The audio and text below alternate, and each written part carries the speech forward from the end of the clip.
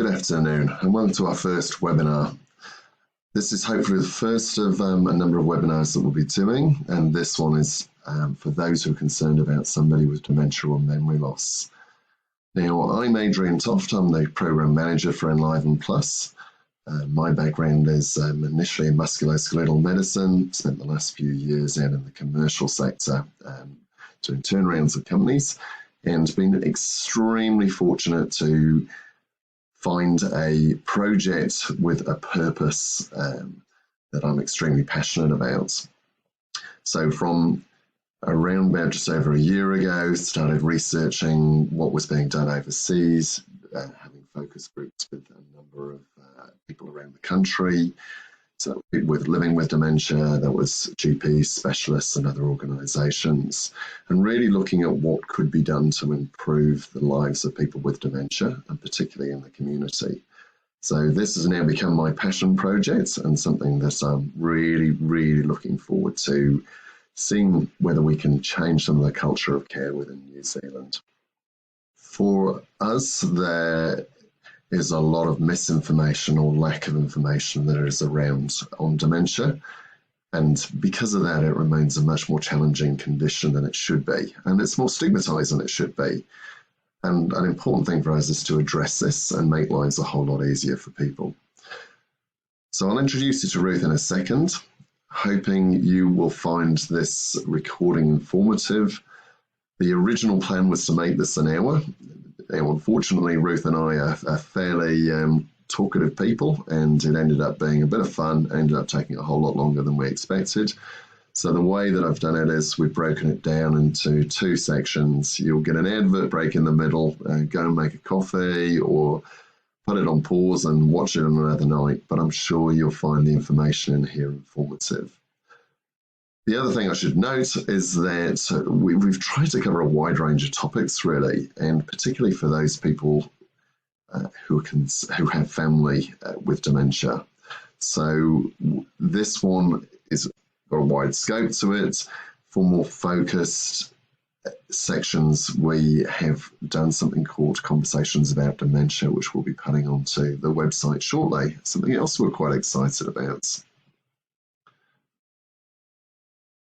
So who are we? We're EnlivenPlus, and EnlivenPlus is a relatively new program we launched 3 months ago in Tauranga. We want to use this as a demonstration program. I'll explain more about that in a second. But starting in Tauranga with the aim of building it out on a much larger basis. EnlivenPlus itself is a relationship-based program. The aim is to try and keep people living in their own homes independently for as long as possible, and doing so while leading a much better quality of life. So what's important to us is that people can be the best person that they can be living with dementia, and they can live with their choices. So EnlivenPlus is part of PSN, which is a relatively large NGO based up in Auckland. Ruth and I are developing the program. Ruth is the clinical lead for the program, and Ruth herself is a very special lady. Ruth has 30 years of experience in this sector. She has an absolute heart and passion for people with dementia. Her vision is to see voices being heard, being listened to, being able to advocate for people with dementia, and to ensure that there is a change in culture so that people can lead their best lives with dementia. So they're able to acknowledge and understand dementia and continue to live to their goals and their aspirations. Now, Ruth's background is she's managed large care homes, she has managed hospital wards, she is a psychiatric nurse who was employed as a dementia expert by a number of the DHBs to advise them on their dementia pathways and how they can improve dementia care. Ruth is also, I should add, has got a master's in dementia, and in her spare time she went off on and completed an MBA in dementia. She's affectionately known as the Dementia Lady, and we are exceptionally fortunate to have Ruth leading the clinical program. So I'll introduce you to Ruth in just a second. Okay, I should give you a little bit of context around why we do this. So dementia is seen as one of the biggest health and social care issues of the 21st century, with many facing the condition alone or struggling with adequate care and support. This is something that was written by the World Health Organization and has driven dementia action plans within various countries, one of which is New Zealand. The Dementia Action Plan in New Zealand was signed off this year, which hopefully shall bring dementia care higher up on the priority list for the new Health New Zealand. Now, within New Zealand, we have about 70,000 people with dementia. That number is expected to double over the next 20 years. At the age of 85, we have roughly 1 in 3 people with dementia. And at 65 years, we have just under 1 in 10 people with dementia. Now, this is not something that can be ignored. It's an increasing socioeconomic issue, with the cost to the New Zealand government at the moment being about $2.2 billion and expected over the next 30 years to rise to $6.2 billion. Within that, half that cost is currently going into age residential care. There is a move to encourage funding towards keeping people in the communities, and that makes absolute sense because 90% of people with dementia would prefer to stay independent in the comfort of their own homes. So if we can encourage that and we can encourage quality of life while remaining at home, it is the right thing for people with dementia. It is also the right thing from a funding perspective. So why this particular webinar? Well, the importance of family and whānau is undisputed. The recent Dementia Economic Impact reports reported that approximately 1 million hours of free care are provided each week by family or primary carers within New Zealand. And the challenge with this is many people are thrust into this role without the appropriate education.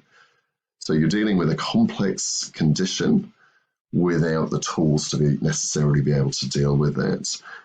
And it's well recognised this is a life-changing event once a diagnosis is provided of dementia.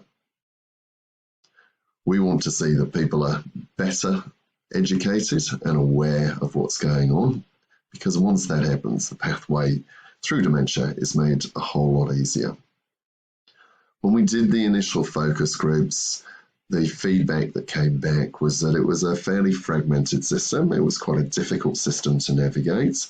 So the more education we can provide around how to work the way around that system, the better it is for people. The other thing was that the primary reason that people ended up prematurely going into age residential care was because it just got too much for the primary carer. The ongoing burden and the stress that was created led to people going into age residential care earlier, more often than not, earlier than they necessarily needed to do.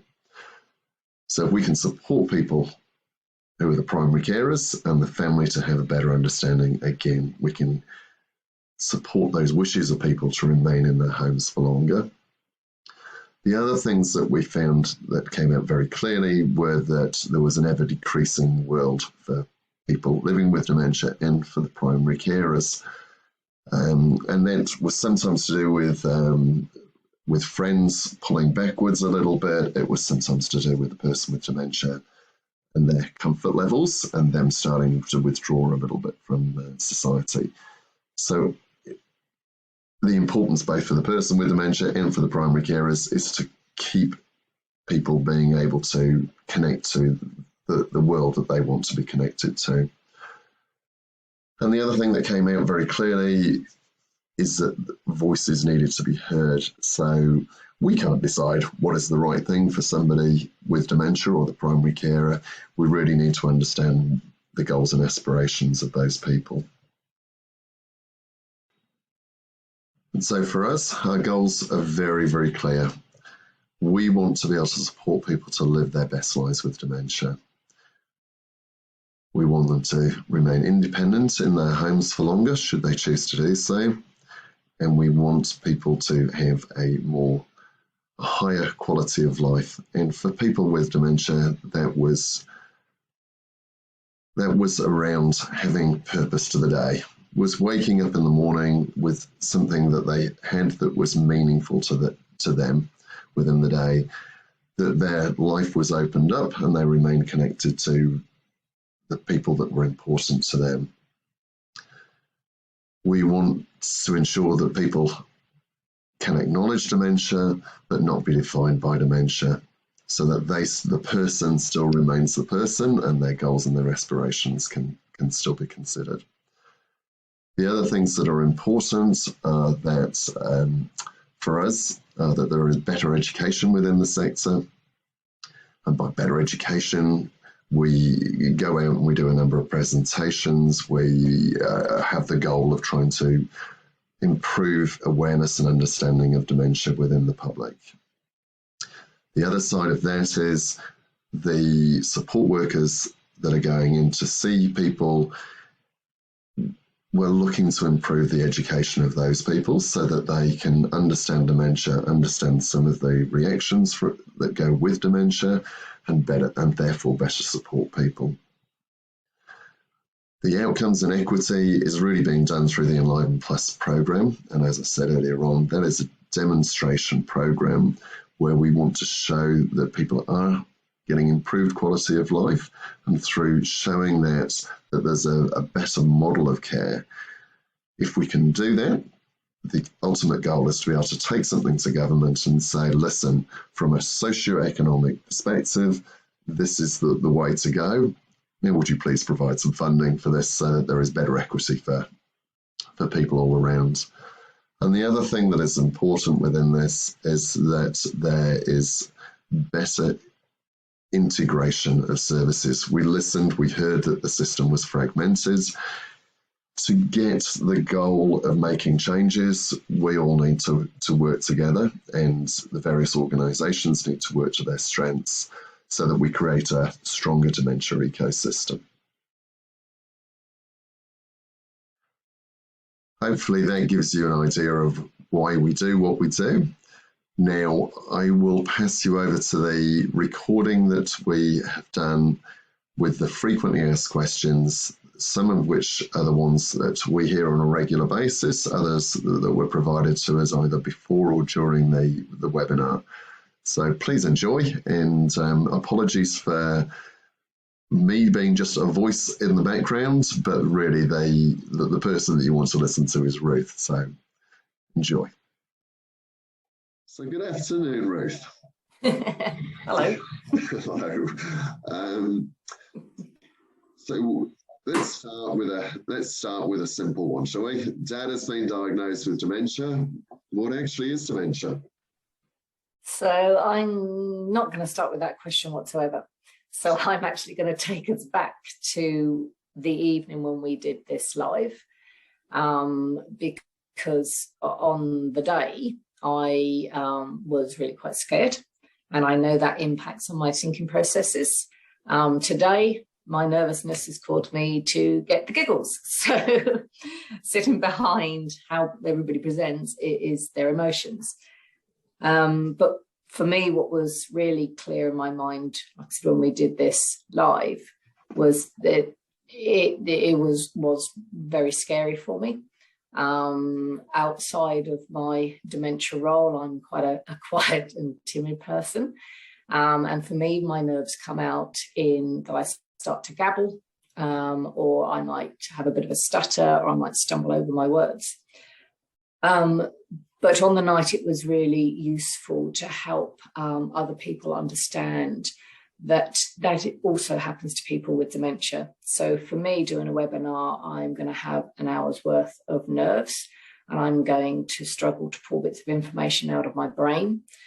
For those with dementia, they're actually in this heightened state of awareness and alertness and nervousness 24 hours a day. So for me, struggling with getting some answers out, I might check my notes. I might just get Adrian to remind me later on what the question was. That's going to last for an hour. So for those with dementia, they live in this highly stressful world all of the time, and they will struggle to get information out of their memory banks. So putting myself through an hour's worth of nervousness for me is nothing compared to how people with dementia live in that state 24 hours a day. And if by being nervous for an hour, I actually help other people to understand how people with dementia function, and that we need to just take a step back and be perhaps a little more thoughtful in what we say to people, then I'm okay to either be nervous and stutter or get a fit of the giggles because of nerves. So I will answer your question though. So Dad has been diagnosed with dementia. So what actually is dementia? So dementia itself is not a disease. It is not an illness. Dementia is just what we call an umbrella word. So it's a word that pulls together a number of other things. And in this case, the word dementia pulls together a set of expected symptoms. So dementia is an umbrella term that pulls together the expected acquired symptoms of diseases of the brain. So symptoms like memory loss, confusion, disorientation, those are the symptoms that come under the word dementia. Now, people only ever have those symptoms called dementia because they have one or more diseases of the brain. So dementia is a word that pulls together expected symptoms when you have one or more diseases of the brain. Thank you. Thank you. And I guess that leads us on to the next question. My sister has recently been diagnosed with Alzheimer's. Is this the same as dementia?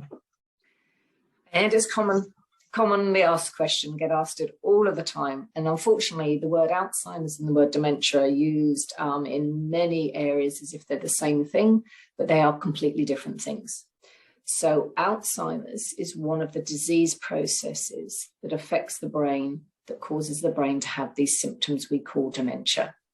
So dementia is the set of symptoms. Alzheimer's is one of the diseases that cause you to have these symptoms. So you can't have dementia without one or more of these diseases affecting the person's brain. Thank you. And I guess I'd add to that, Alzheimer's is the most common of those disease processes. Absolutely. So Alzheimer's accounts for about 60% of all people diagnosed with dementia. Next in line is stroke disease dementia. So if you have stroke disease or cardiovascular disease, that can cause you to have another type of dementia. And about 20% of all people diagnosed with dementia have stroke disease dementia. Sitting behind that as the third most common cause is what we call mixed dementia. And that's when somebody has Alzheimer's disease dementia and stroke disease dementia at the same time. And it's important to get diagnosed which condition is causing your dementia, because it will then tell us and the person with dementia and their family in whānau the most likely progression of their dementia. So Alzheimer's progresses in a different way to stroke disease dementia. Okay, thank you. I've noticed that Mum's memory is not great. Has she got dementia? That's really difficult to answer without meeting Mum. So very few people have just one symptom of anything. But generally, if it's just Mum's memory that's being affected and you're noticing a difference, then it's probably not dementia. So there is a thing called MCI, which is mild cognitive impairment, which can present similarly to dementia, but it's very different again to dementia. So to be diagnosed with dementia, the person has to have many more symptoms apart from just problems with their memory. So when we're diagnosing, we're looking for challenges in memory, primarily short-term memory. So can somebody recall what's just been said to them? Can they make a memory and store it in their brain? We're looking at their ability to use verbal and non-verbal communication and language. We're looking at their ability to be able to focus and pay attention. Also their ability to work through a piece of information or a decision and come to a reasoned judgment at the end of that process. And on top of that, we're also looking to see if their vision is impaired in any way. Are they interpreting what they're seeing in a different way to you and I? So to be diagnosed with dementia, the person has to have at least a significant impairment in at least 2 of those areas, plus that impairment needs to be getting worse over time, and it needs to be interfering with their everyday life.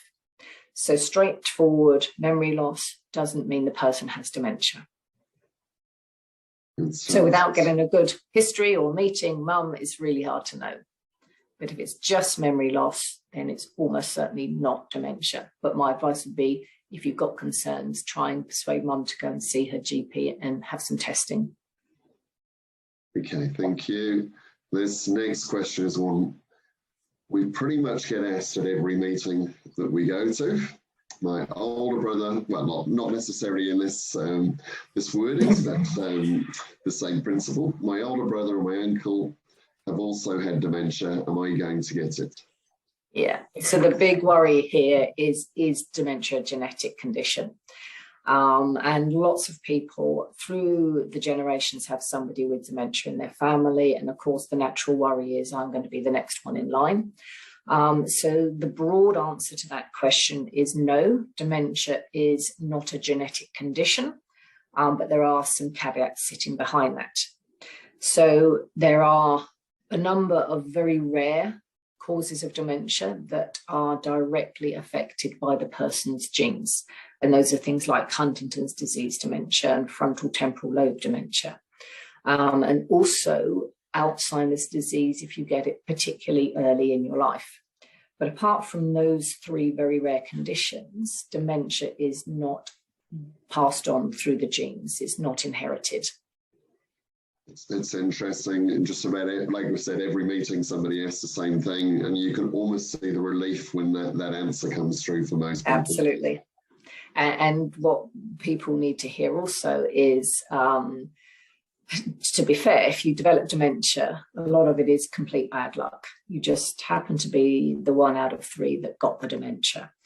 And of course, if 1 out of 3 people are having dementia, then that's an awful lot of people having dementia. So our individual risks are actually reasonably high, but there are things we can do to try and prevent dementia developing earlier than it may do. So we might be able to put it off for a few years.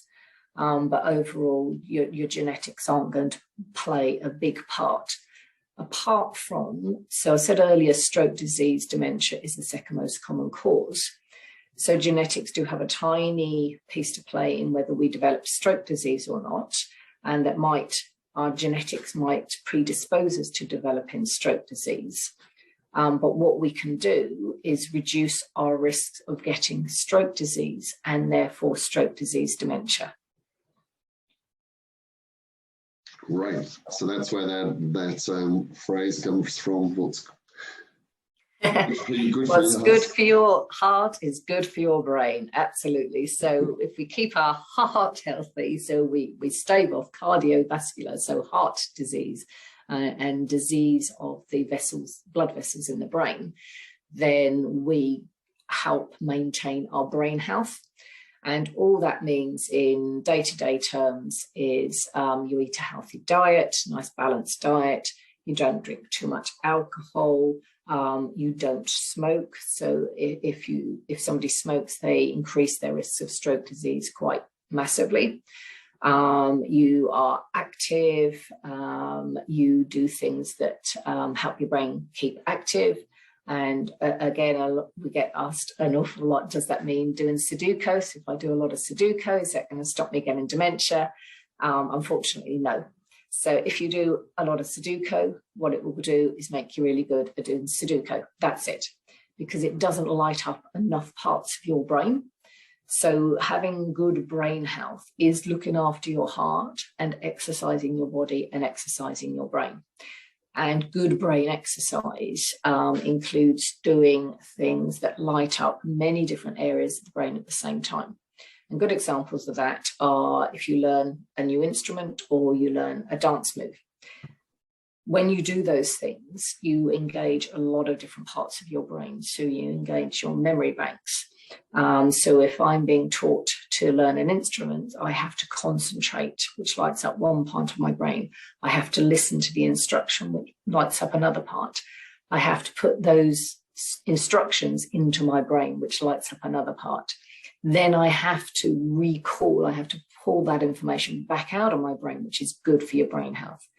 Then I have to move those instructions into physical movement to play the instruments. So all of those are really good brain health activities.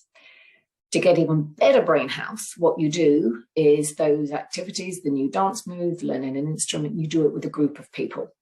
And what that does is light up the front part of our brain as well. So when we're talking, so Adrian and I, even in this conversation, will be both using the front part of our brain. And that is telling us, are we keeping a check on what we're saying? Is it appropriate to say that?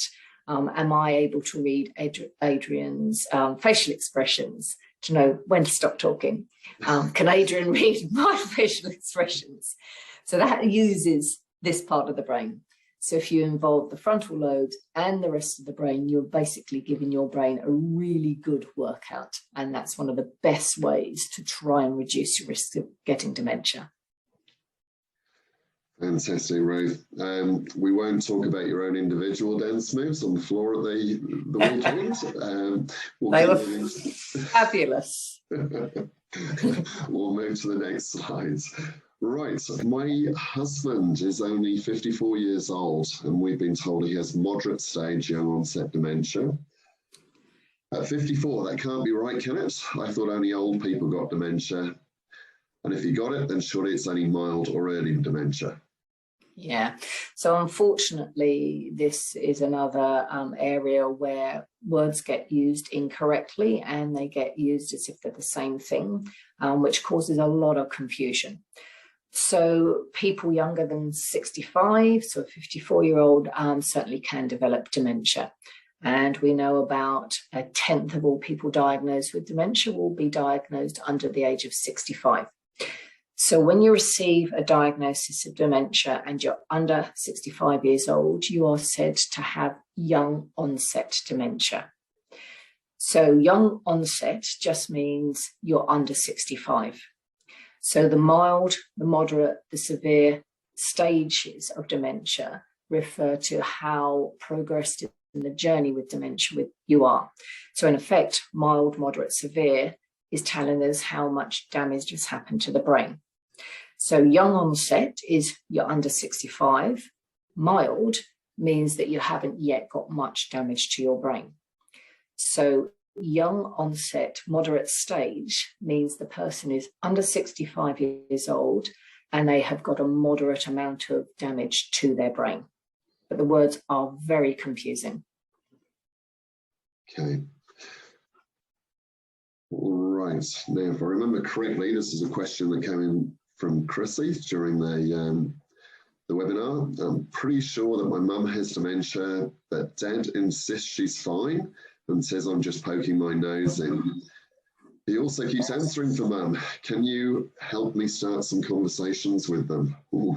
Yeah, so there's a couple of things in there. And again, what you're seeing with Mum and Dad is perfectly normal. So very often, particularly when there is an older couple and one of them has dementia, the person that doesn't have dementia starts to cover up for the person with dementia. And part of that might be from a place of denial. So denial is a great mechanism that actually helps us cope with things that are quite distressing. And in the short term, being in denial can actually be very useful. Unfortunately, in the longer term, and if somebody is in denial about their loved one having dementia, what happens is it means that the person without dementia doesn't ask for help, because they are in effect saying, we don't need any help. You know, your mum's fine. Everything's okay here. Keep your nose out, daughter. But this is not done with ill intent. It's just a way for dad to be coping with what's happening to mum. But like I said, short-term denial is great. Long-term denial is not so great.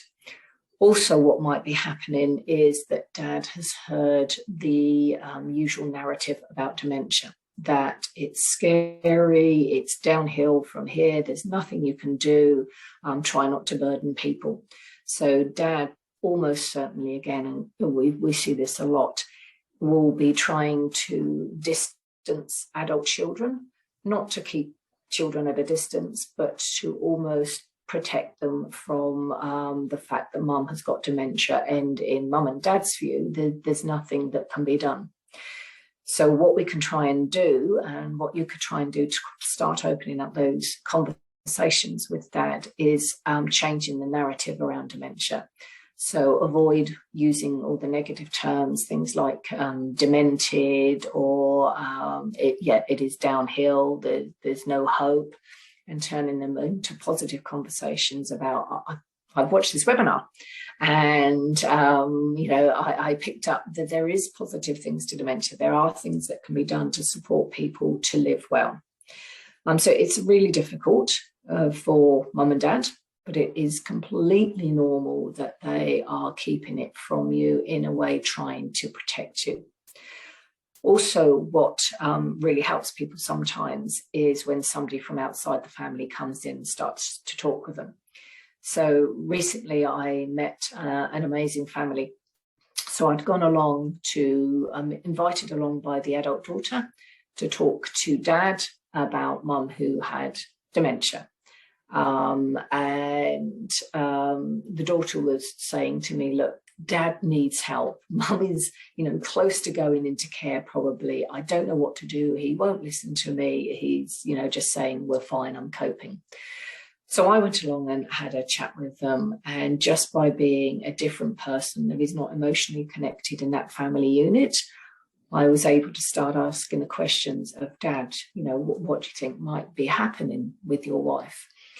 And this completely lifted the floodgate on this guy's emotions. So up until that point, he had been in complete denial that his wife was as progressed as she was, or that he needed help.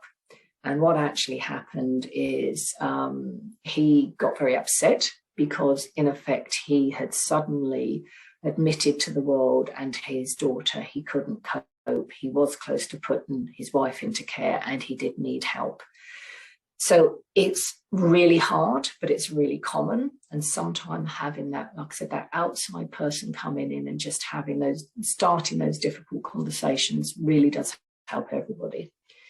But if it's just you and dad, try and change that narrative. I've read up on dementia. I've seen these things on the internet. It's not the doom and gloom story that everybody tells you it is. Great, thank you. So probably along the same lines, dad is normally the most placid of men, but now seems shouting at mum. It's not like him. Again, it's probably happening for very similar reasons. And I guess dad has probably gone through the normal system and the normal route of his wife's been diagnosed with dementia, a health professional somewhere, a GP or at a hospital is given this devastating diagnosis. And in very real terms, he and mum have then been kind of told, off you go, you need to deal with this really complex condition with no support, no education. You potter along as well as you can, coping until you get to the point when you cannot cope, and then please stick your hand up and ask for help. So unfortunately for dementia, it's a very unsupported diagnosis from there on in. So dementia is very complex, and dad will almost certainly have received very little information about dementia. He might have been given a leaflet about dementia. So he will be coping with this complex condition as best he can. And without him understanding how it affects mum and her cognition, then he will get to the point of shouting at her, because he will probably thinking, you know, you're not trying hard enough. Yesterday you could get yourself dressed, today you're not, you're putting it on. So there's a lot of education that will be needed for dad to help him understand what's happening to mum's brain. Another big challenge with dementia is we can't see the damage that's happening to the brain. So the person that stood in front of us looked like they did 3 years before they had the diagnosis of dementia. And what we can't see is that progressive damage to the brain that's taking place. So we expect them, understandably, to be able to function as if they did before the diagnosis. But like I said earlier, to be diagnosed with dementia, the person has to have significant impairment in a number of different areas, and they have to be getting more impaired, and it has to be interfering with their life. So dad is going to need an awful lot of education about what's happening to mum's brain. And then once he gets a good understanding, he'll probably be able to alter his interactions with her. But it must be, and this has come up on a number of occasions, just the level of stress that is on people at the time. And I guess when you're in the middle of that moment, when the questions have been repeated, or you can feel that anxiety or stress building, is there something that can be done? It's really hard. So I'm just very aware the wind has now turned into an absolute tornado outside. And I don't know if that's been picked up on the sounds, but it's getting really noisy here. But in the moment, it is hard. The best thing you can do is be prepared that those moments are going to happen. So again, education is so important. If you don't know these things that happen, then of course you are going to react in the moment. But if you can preempt these things happening, somebody is supporting you and saying this is the likely next step, then you can mentally be prepared for things happening. If in the moment you find yourself shouting at somebody with dementia or telling them off, then if you can, you just take a mental step back and go, I need to remember this is not the person, this is their dementia, it is the damage to the brain that is causing them to do these things that is really winding me up and I'm finding stressful. When you are emotionally attached to somebody, that is even more difficult. And I'm always very open in saying, I know dementia inside out and back to front, and I can cajole and work with people with very challenging symptoms of their dementia, or very, very distressed, because I have that skill set. Having said that, if my husband gets dementia, I know I am going to be telling him off. I am going to be shouting at him saying, what are you doing? Why are you doing that? Stop doing it. You're really annoying me. So in the moment, it's really hard. One of the good things with dementia is because most people with dementia have short-term memory loss, they will forget that we've snapped at them, and we will get another go at getting it right for them. So don't beat yourself up about shouting at somebody with dementia. Just go, I got it wrong this time, but the saving grace is I'm going to get another go at getting this right for my loved one. Yeah. Does it help as well? Sorry, I'm taking over a little bit here, but I'm intrigued. It must help if you understand the type of dementia that your loved one has, because of the different ways in which that can present, from apathy through to the other extremes. So it's in yes and no. So we don't like anything in dementia to be straightforward. We like to be complex even in our answers. So what is causing the dementia can help preempt in a way how the person might present and how they might progress. But also what is important in the mix is where in the brain their dementia damage has started, how advanced in the brain that dementia is progressed to. And also what's important is understanding the person sitting behind the diagnosis. So that's a very long-winded answer, and I'll try and break it down again and remind me if I don't answer your question. So as we know it at the minute, there's about 120 different potential causes for dementia. So Alzheimer's is the most common cause. And when somebody develops Alzheimer's and no other condition causing dementia, their progression starts. So I'm going to go back to front on the screen because I'm looking in a camera. So their progression starts, their ability starts really high. So they're able to do everything. They have no challenges. Over time, their abilities will slowly decline down until they are very advanced with their dementia. So that earlier stages, when they haven't got too much damage that's happened to their dementia, they will respond in very reasoned and thought out ways. And over time, usually from diagnosis to very severe progressed dementia is about an average of 10 years. That progression is very slow, and from month to month, you can't see the difference. It's not until you look back for about a year and then you go, oh, yes, they've declined down gradually in all areas of function. So we call Alzheimer's decline a global decline. So Alzheimer's starts here in the memory banks, and that's why most people associate Alzheimer's and dementia with memory loss, because it's the most obvious deficit.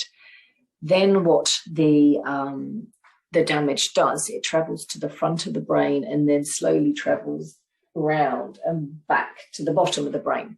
So with Alzheimer's, we can see quite a predictable progression of different areas of the brain being affected. If you have stroke disease dementia and no other cause causing you dementia, that progression is very, very different and is quite unpredictable. So they start and end in the same place. So at the start of their dementia, the person's abilities are sitting up here. They can do everything. They have good reasoning and judgment, etc. And they carry on that level of ability until they have enough damage to their brain from usually multiple tiny strokes, and their ability in something drops. Then they carry on in that same level of ability until they have enough number of small strokes and their ability to do something else drops off. So somebody with stroke disease dementia, their progression is a step-like fashion, and it's completely unpredictable when they're going to drop off in another area of ability and how long they're going to sit on that level plane. We have no way to predict that. So Alzheimer's is that slow, gradual decline in all areas over time. Stroke dementia declines in this more dramatic step-like fashion.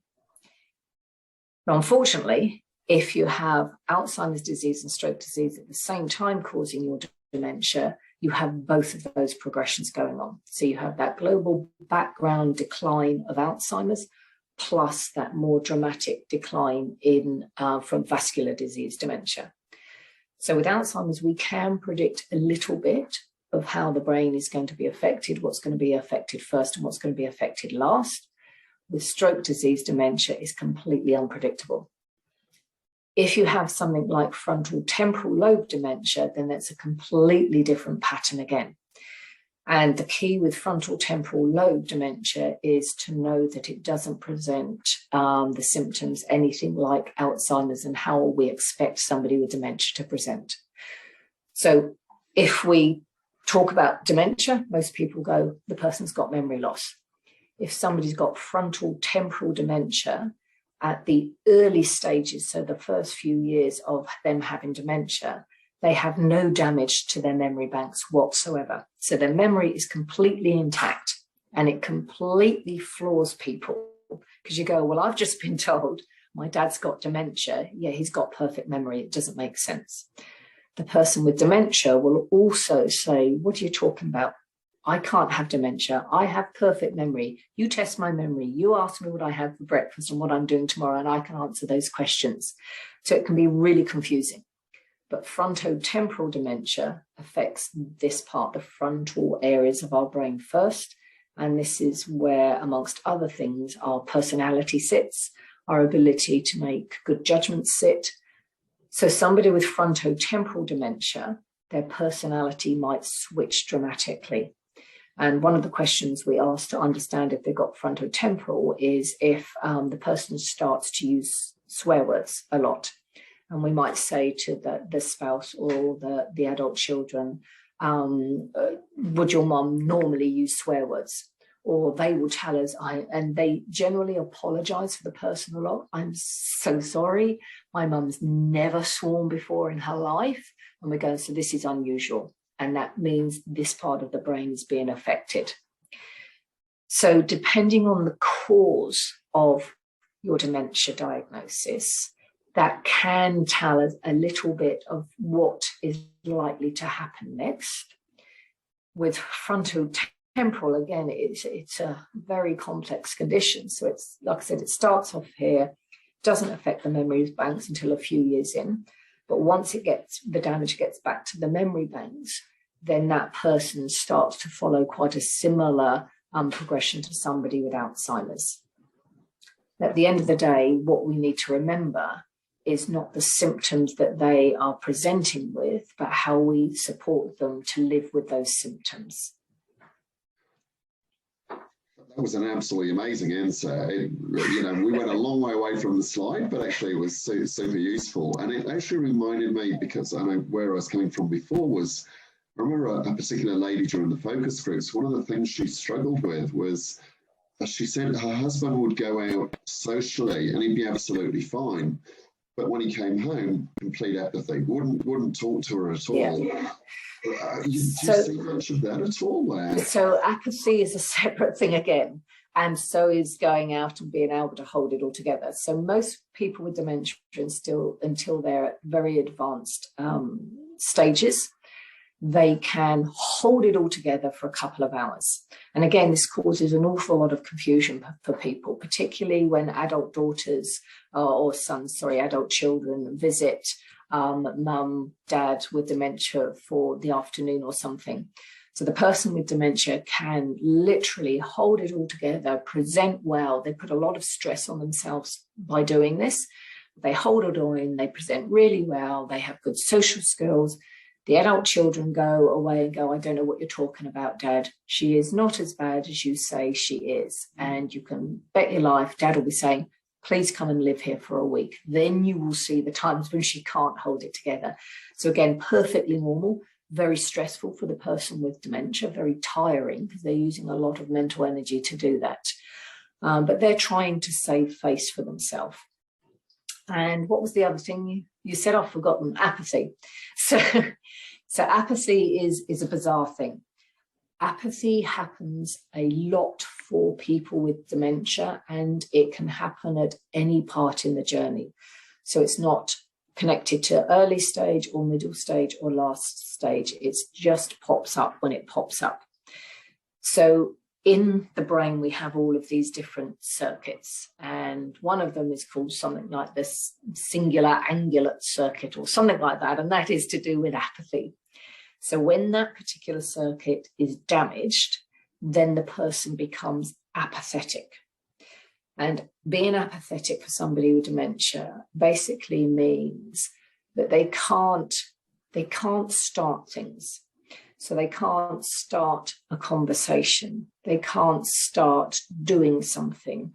They can't, they just can't. So they get up and go, got up and gone, basically. And that push button that starts me doing stuff doesn't work, which means it's very hard to have a conversation with them because they can't engage in that conversation.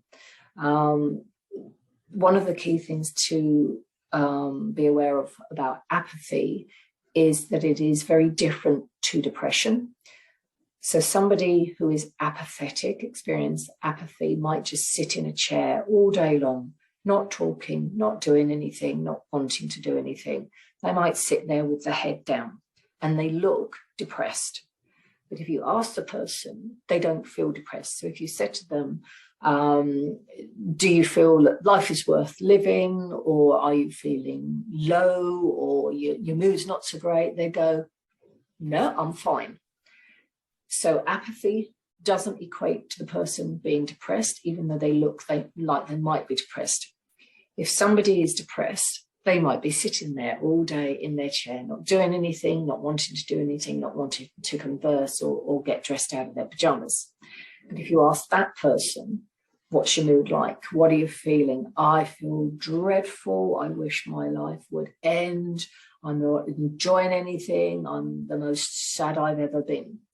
So with depression, they have a low mood. And the good thing about depression is it can be treated with antidepressants.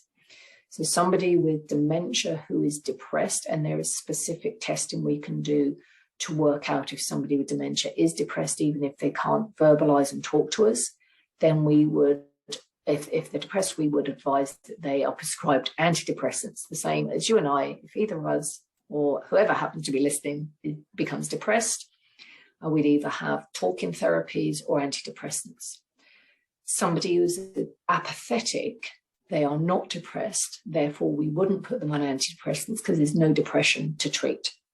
The challenge with apathy is it is a broken part of the brain that we can't repair. So the things we can do to try and re-engage with the person is to be their start button.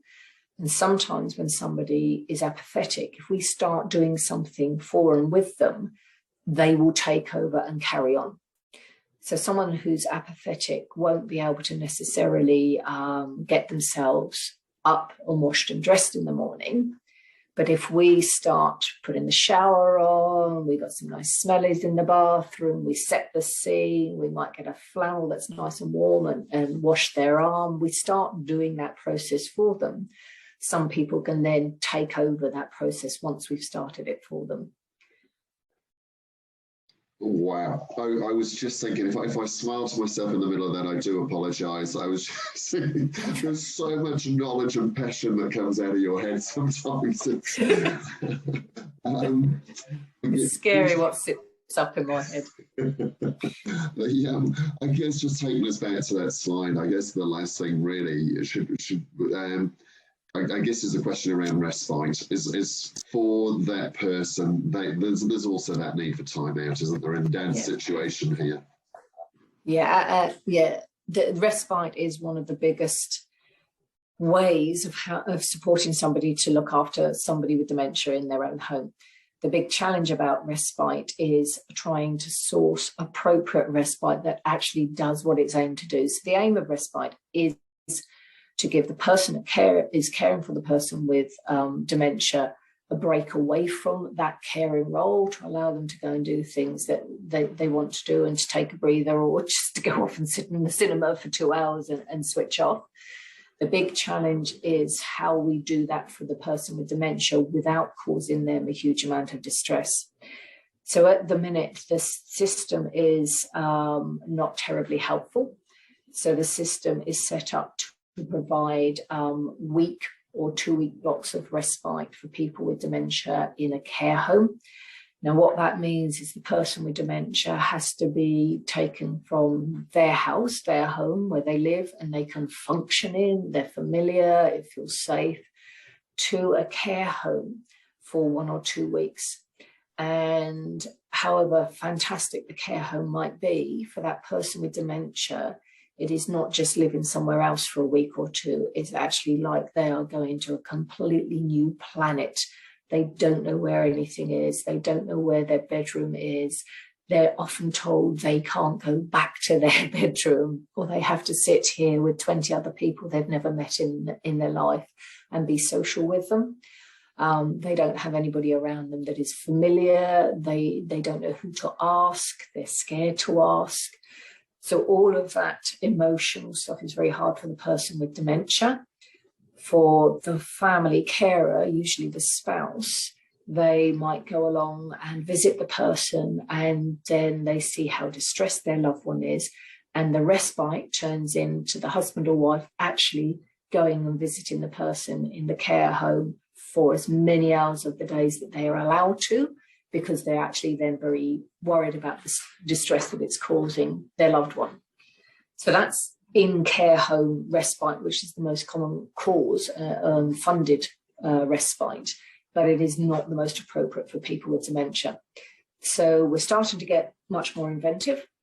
There are some tiny little financial routes to gaining respite for the person in their own home, but they're for very short periods of time, and they're very limited what you can get funded. EnlivenPlus is offering respite in the person's own home for short, a couple of hours at a time. And we do that very slowly. So the person with dementia gets used to us. The spouse gets used to us and feels, they build a relationship with us. They can trust us with their loved ones. So we're starting to change things. The other thing that some very innovative families of people with dementia have done is in their local community, they've gradually learned and it usually works, or it works best in very tiny rural communities, but they know everybody, they know who's got dementia. And in the Coromandel, there's a group of 7 families, and each of those families have a person with dementia in that family. And what they've done between themselves, completely unfunded, they share daily respite. So on Monday, all the people with dementia go to Gloria's house, and Gloria is the daughter of mum who has dementia, and Gloria looks after 7 people with dementia with very good understanding, because Gloria already gets what the challenges are of looking after somebody with dementia. On Tuesday, those 7 people go to Fred's house, and Fred is a relative of somebody else of that 7 with dementia. So then Gloria and all the other 5 other people get a day off, a respite. So they work their ways round their own homes, and in effect, they can have 6 days out of 7 respite days from looking after their loved ones with dementia. On day 7, whichever day of the week that turns into, they have 7 people with dementia to look after for the day. So it's quite innovative, and for them, it's working really well. Yeah, and I guess it's one of the things that you see very often, isn't it? When you get the sort of right support network that sits around you, it's an incredibly powerful thing. It is.